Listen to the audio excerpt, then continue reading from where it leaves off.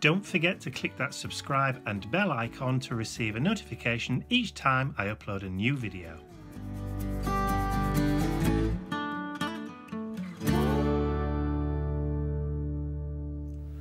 Hi everyone, it's Mike here. So this is my mission inspiration journal for last year, 2019.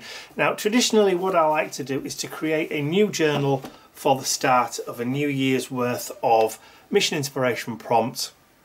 So this was the journal that I created last year to do all the prompts in for 2019. So in there I've got all the main missions, and I've also got the mid-month mini missions in there as well, which was the song lyric prompts. So I'll do a proper flip through for this one a bit later on, but I always like to try and create the journal for the year's prompt or for the year's challenges before I get started. Obviously you can't really create the journal once you've started, it doesn't really work. This year what I decided to do is to mix it up a little bit. We've mixed up how we do the actual mission inspirations this year, but what I thought I'd do is to bring in some aspects of stuff that I like. So I like doing circle journal pages. So this is one of my circle journal art journals. This is an 8-inch circle art journal, which I did started a few years ago. This one's actually quite full now. I don't think you can get any more book rings that are bigger than that to actually do it. So this one's nearly, well, it's actually full. So what I thought I would do this year, I'm rambling a bit, I know. What I thought I would do this year for 2020 is do a circular mission inspiration journal. So all of my mission inspirations for 2020 will be done in a circle journal.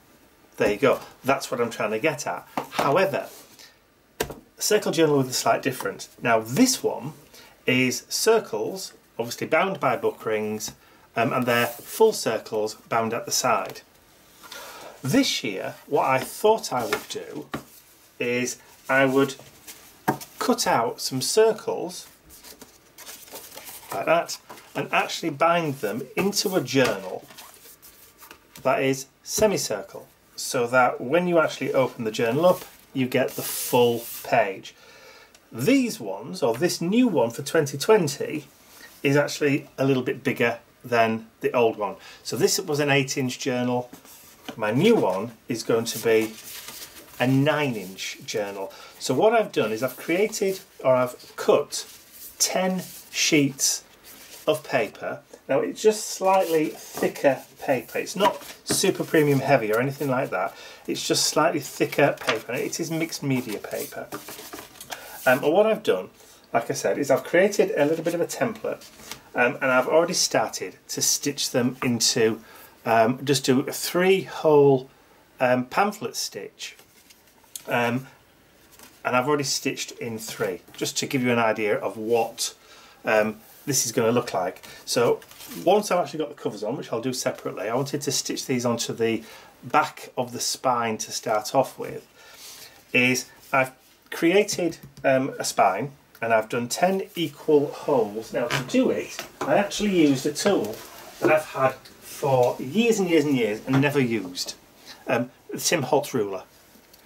Now the Tim Holtz ruler has punch holes all the way down one side. I don't know whether you can actually see those.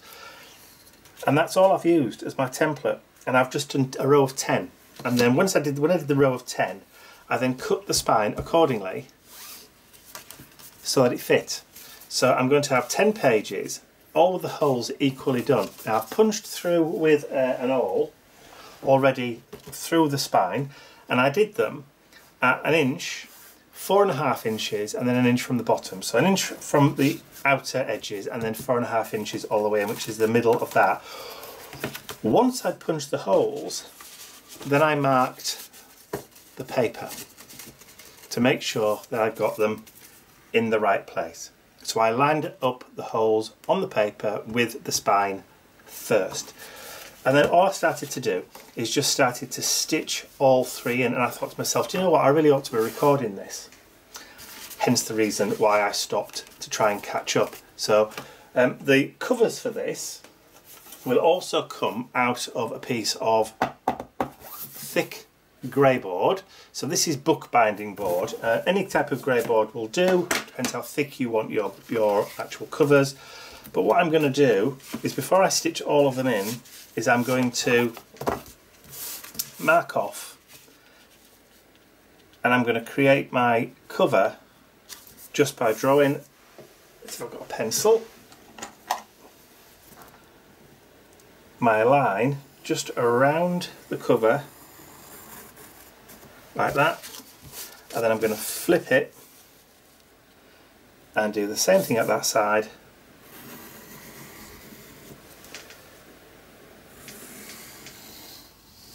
so that I've got my two covers, and then obviously I will join those together with the spine. Easy as that. And then I will have a full sturdy bound book. So to crack on, what I'm going to do is I'm going to stitch the rest of these signatures in first. Now I thought I'd show you how I just do the one. Let's see if I can grab my needle, my cotton, and I'll show you how I've done it. Now I'm probably going to need my pricking mat. Okay, so there's my, it's just a piece of foam that I use as a pricking mat. So I've marked my holes where I want those to do, where I want them to go. I've already got my spine mark, so I'll just line that back up again just so I know which ones are which. So it's the outer ones. If I can't quite see it, I'll just mark it again.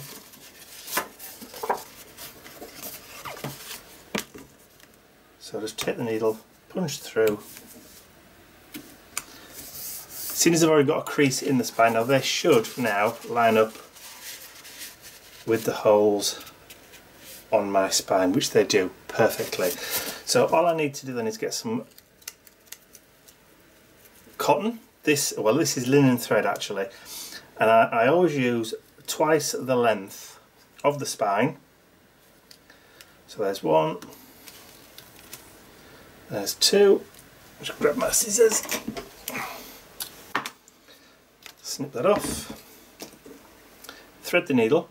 So a bog standard 3-hole pamphlet stitch is very easy to do. I always start on the outside. Lots of people like to start on the inside, but I don't like the threads on the inside. I like mine on the outside. So I'm just going to push the needle through, thread that into the middle, and then just push down through the spine. And then when I get to a certain stage, I'll just lean over and grab my thumb, so I'm holding that in place. I can then thread that back through the hole, match it up with the hole in the spine, push it through. I've still got hold of the thread so it's not going to come through, go right the way to the end. I may have to just let that go just a second while I find the hole in the spine. There it is. Make sure it's the right one. Yeah, and then push that through the hole that we've already made. All the way through. Careful not to pull your thread through. And then back through the same hole again into the spine, and then all the way in. Okay. So, grab your piece, make sure that you've got one twine either side, pull it tight, and then just tie your thread around the central one to bind it. And it's really that simple. He says try not to get his fingers in the way. And then all you have to do is grab your excess, snip it, and you're done. So that then is number 4. Now normally you would actually stitch in signatures, which is more than one sheet together. These are single sheet signatures. I'm only putting 10 into the entire of the journal, so I've already got 4 done there.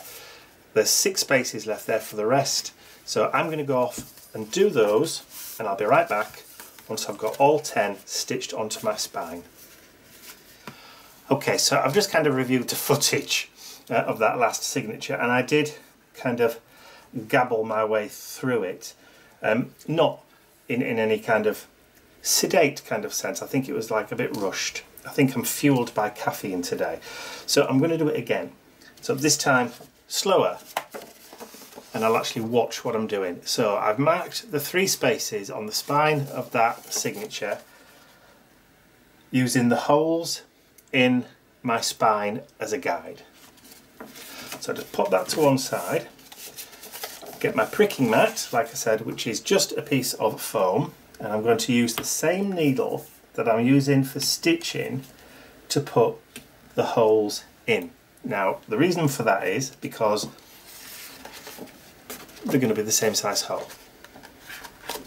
So I know the holes are going to be big enough, they're not going to rip, they're not going to tear, they're the right size for what I need to do. Put the pricking mat to one side, get your thread. This is a waxed linen thread, purchased pre-waxed for bookbinding, but you can use ordinary cotton, or you can use embroidery thread, or tapestry floss, or whatever you want to, or just wool, knitting wool if you really want to go for like a chunky kind of effect. A lot of the journals that I did to start off with, I actually used parcel twine, which is also another good one. If you want to wax it, rather than buy the pre-waxed stuff, I've got a piece of beeswax, and all I do is just put it between thumb and wax and just pull it through, and that adds the wax to the thread, which enables it to go through the page a lot easier. So just thread it slightly, grab my spine piece with all the bits on. Now I did mention rather quickly that I like to start on the outside of the spine and go through to the inside of the signature. Now lots of people prefer to do it the other way around. Start from the outside or the inside of the signature and go through to the outside of the spine. What that does is that gives you a tidier spine. Right? So if you do it the opposite to it to what I do, see where these are all tied, that would be in the inside.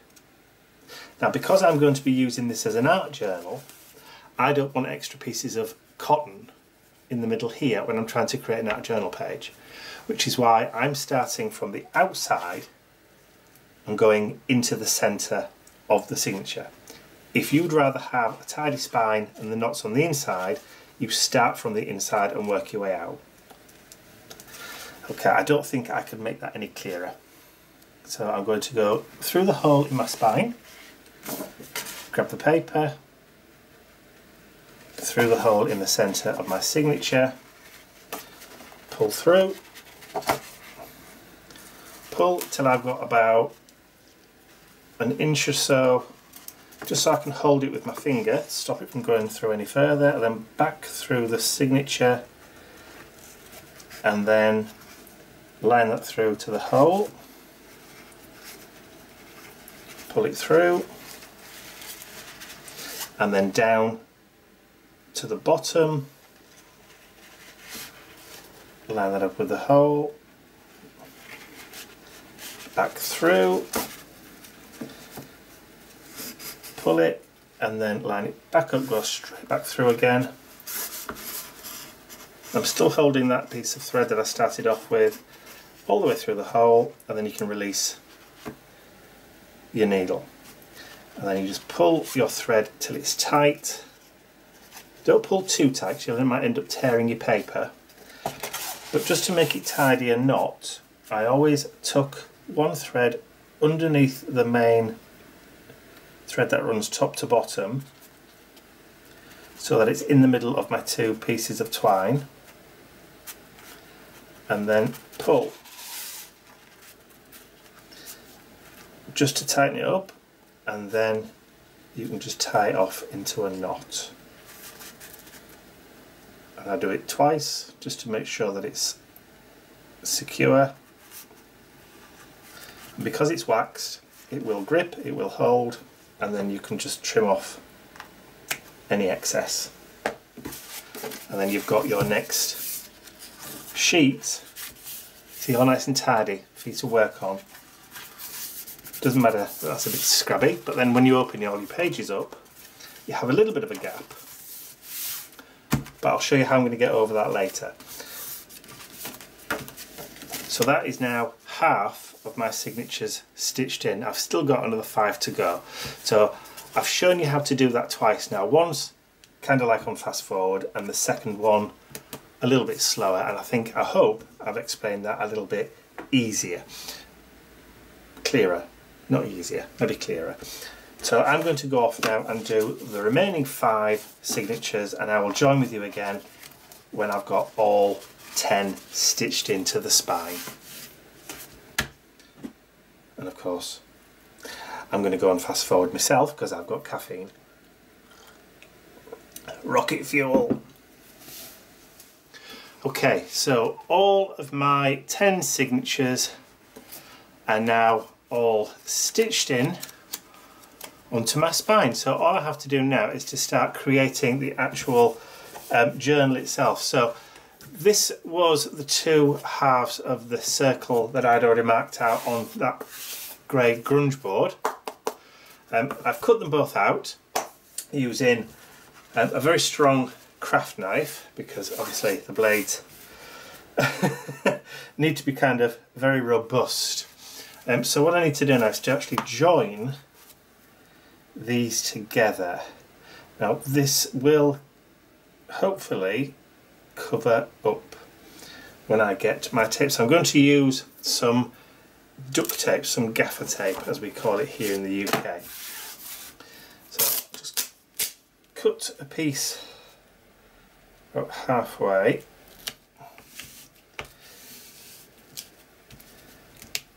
I'll just cut that with my scissors, and I can trim this down a bit later on. Take the inside of my spine, and I'm going to leave a decent kind of gap in between, like so.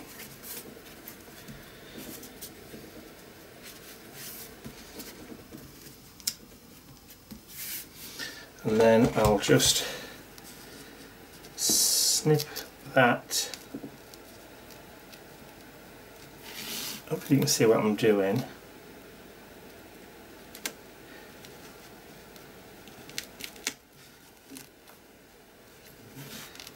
Come on.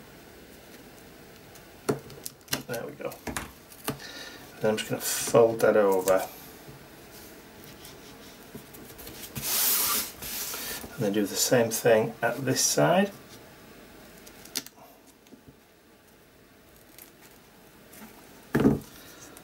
Fold that over, and then just push that down into the crevice.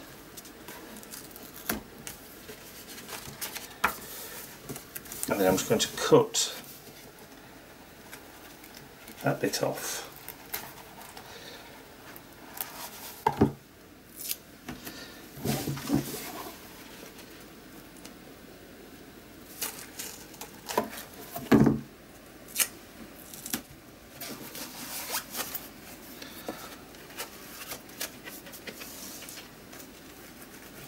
Give that a rub.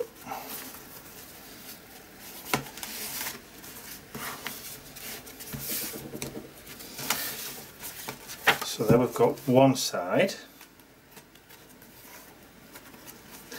Get a bone folder.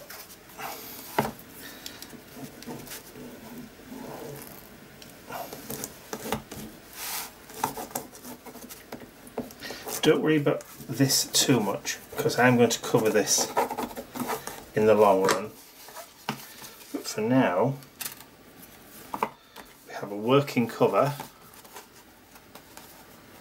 Now I just want to do the back. So I get the tape.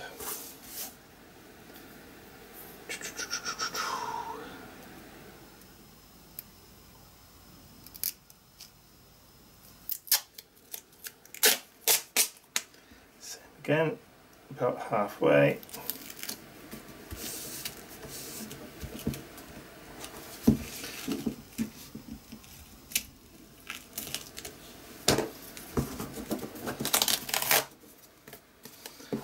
And then take the other side, like I said, leave a gap and then place down.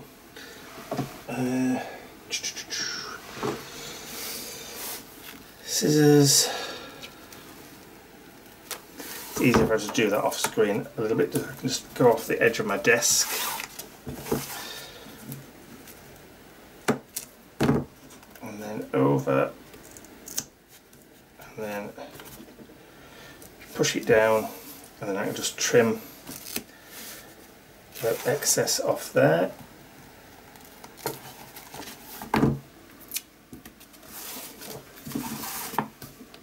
Push, and then just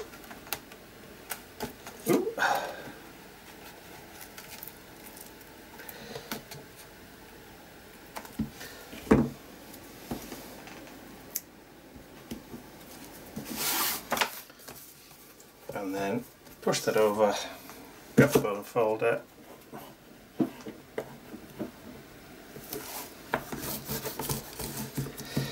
See, now all the stitching is pretty much hidden. And I've now got a journal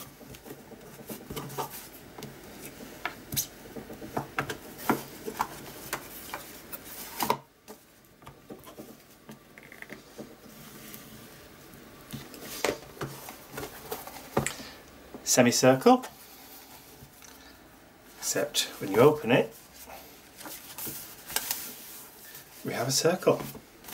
One circle journal ready for decorating. Then I will do something with this a bit later on. So, but you'll see what I do with this later on when I create some strips to put on this just to hide that. But there you go. So that's just the basic kind of quick,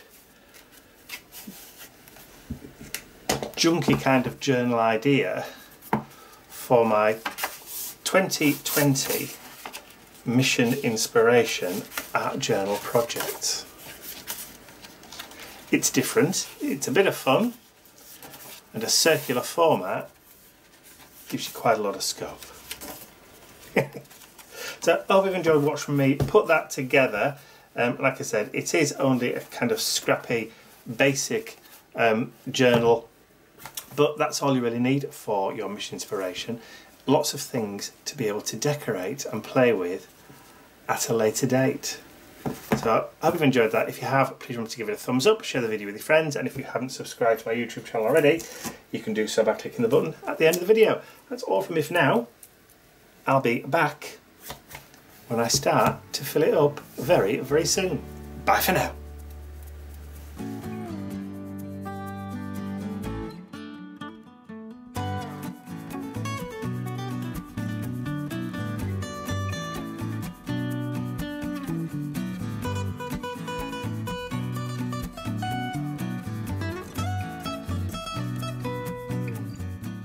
I'd like to say a huge thank you to all of my angels, because without you, these videos would not be possible. Thank you.